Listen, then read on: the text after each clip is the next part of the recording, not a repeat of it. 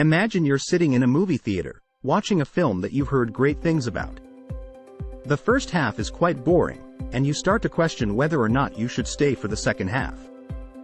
But then, you remember how much you paid for the ticket and think about the time you've already invested, and suddenly you feel compelled to see it through, even if you're not enjoying yourself.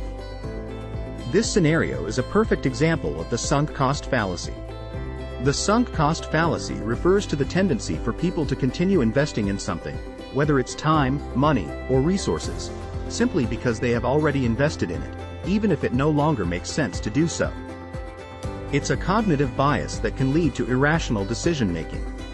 The sunk cost fallacy often emerges in situations where individuals have made a significant investment, whether it's financial or emotional, and they feel a sense of loss if they were to abandon it.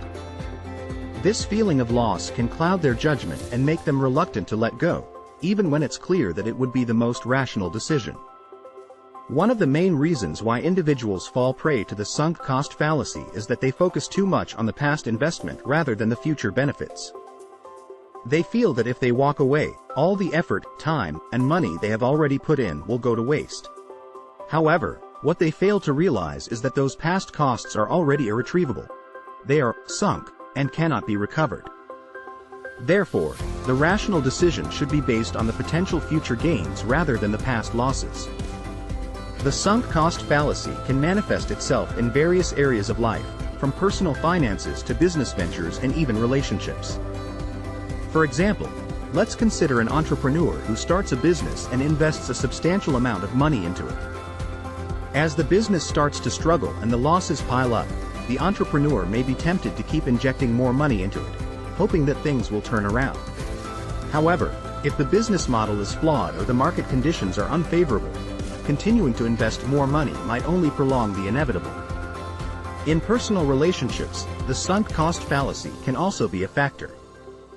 Imagine being in a long-term romantic relationship that has lost its spark.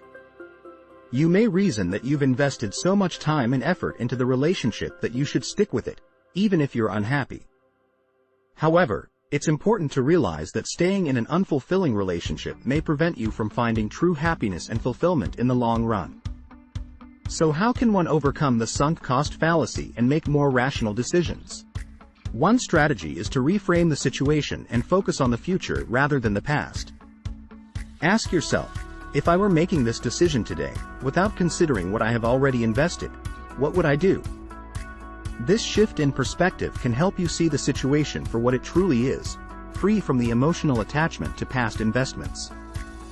Another helpful approach is to seek outside perspectives.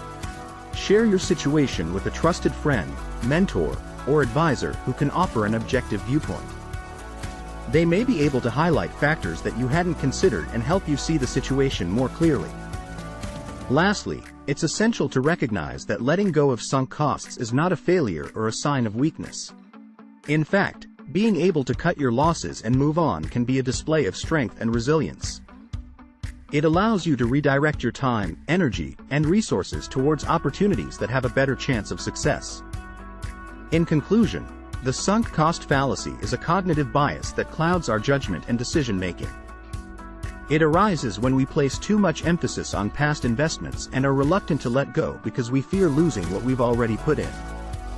Overcoming this fallacy requires reframing the situation, seeking outside perspectives, and recognizing that abandoning sunk costs is not a failure but a rational choice. By learning to make decisions based on future benefits rather than past losses, we can break free from the grip of the sunk cost fallacy and make more rational choices.